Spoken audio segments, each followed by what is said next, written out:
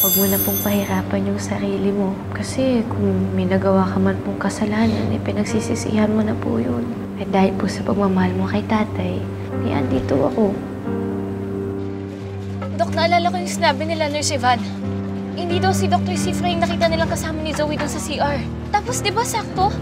Bigla-bigla na lang dumating si Dr. Sifra nung hinahanap natin kung sino ba talagang totoong tatay ng baby ni Zoe. Isang araw pa lang, dinidiktahan mo na ako. Because I'm paying you. So if I were you, you get here at gawin mo ang napagkasunduan natin. Are you eavesdropping? Kadarating ko lang, no? Pero sino kaya ang kausap niya? At ano ang kasunduan nila? Hindi ba mas ginawa mo lang komplikado yung mga bagay? Pinagaan ko ang sitwasyon mo. Dahil pinaramdam ko lang naman kay RJ na ikaw ang sumalo sa karma. So now, he's feeling guilty. Kaya maarte. Naku, ang swerte nga ni Kuya sa totoo lang. Naku, magugustuhan talaga ng jowa niya to na doktora. Sinabi ko naman sa'yo kaya kong gawan ng paraan yan. O okay na. Out of the picture na si Dax bilang ama ng bata. Of course, hindi dapat nila malaman na si Dax ang totoong ama ng bata. Dahil pag nagkataon, pag hihinalaan nila si Zoe na may kinalaman siya sa ginawa ni Dax against the Tanyags. So, don't worry. Ako nang bahala. I already did something about it. In fact, I already thought of something to seal the plan. Aakuin ni Dr. Sifra ang pagbubuntis ni Zoe. So, chill ka lang. Ako nang bahala dito. Okay? Oh, are you satisfied? Okay, bye.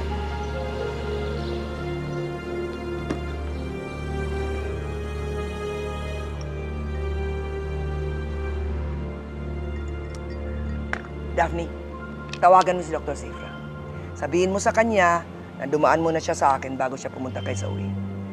I have some last instructions for him. Right away, madam.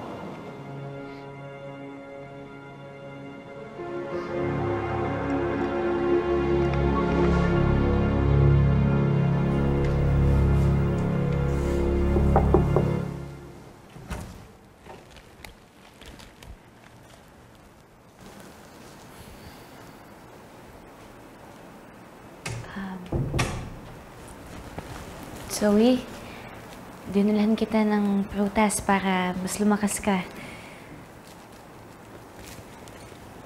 Tsaka,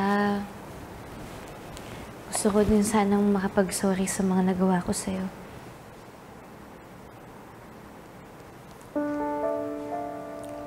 Sa tingin mo, madadaan mo ako sa basket of fruits mo? Hindi ko kailangan yan. Ang kailangan ko, tigilan mo na yung pangingilam sa buhay ko. Pwede ba? Umalis ka na nga! Zoe, sorry kung makulit ako pero gusto ko lang din kasi talaga malaman kung sino ba talaga yung tatay ng anak mo. Siyempre, concerned ako sa'yo Ayoko naman na... I don't care. I don't care. And you should too. Just don't give a damn care about me. Umalis ka na! Alis! Hindi kita kailangan dito. Umalis ka na! Umalis ka na! Alis! Zoe, what's happening here? Nag-aaway ba kayo?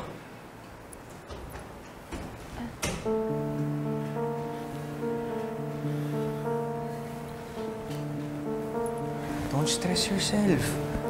Makakasama yan sa baby natin Yung si Annalyn, ayoko makita Pwede pa paalisin mo na nga siya?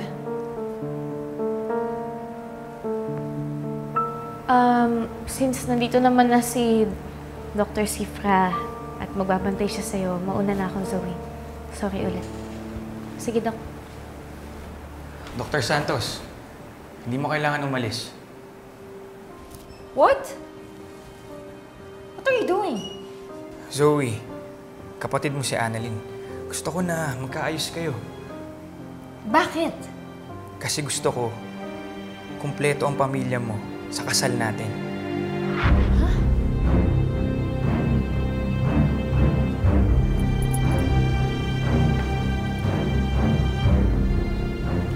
Zoe, will you marry me?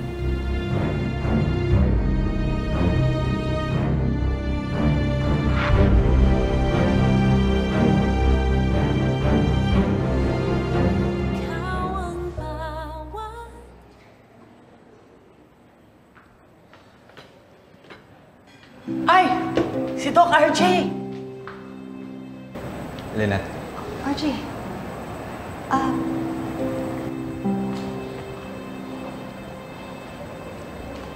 Ipagtitimpla kita ng kape. Ay, wag na ho, Chang Susan. Okay lang, thank you. RJ, anong ginagawa mo dito? Di ba dapat nasa klinika? O kaya dapat kasama mo ngayon si Zoe? Kailangan ka ng anak mo. Nandun si Dr. Cifra sa kwarto ni Zoe. Hinayaan ko muna siya na makasama si Zoe para magampanan naman niya ang responsibilidad niya sa mag-ina.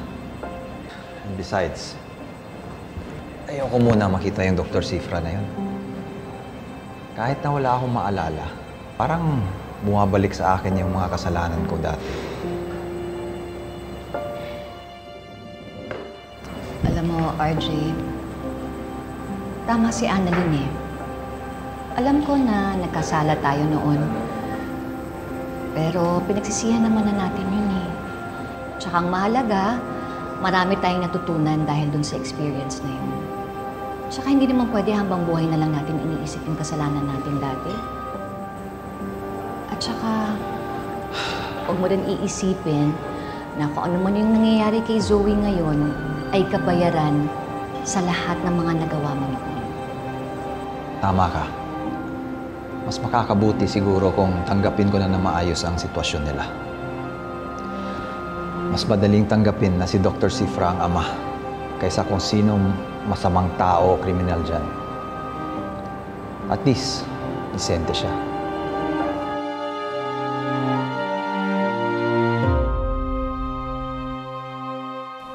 Uulitin ko, Zoe. Will you marry me? yes! Yes, of course! Of course I'll marry you. Wow! Congratulations! Doc Cifra and Zoe! Salamat, Dr. Annalyn. Oh, ano? Siguro naman titigilin mo na ako. Siguro naman, hindi mo na ako pakikialaman. Siguro naman hahayaan mo na kami, di ba? Zoe. Since you accepted my proposal, celebrate tayo. Ito, nagdala ako ng paborito mo. Yan. Ube! Doc Cifra, kung kilala mo talaga si Zoe, alam mo na hindi niya gusto yung ube ice cream. Ang favorite niya, Rocky Road. Actually, ayaw niya ng kahit anong ube. Diba?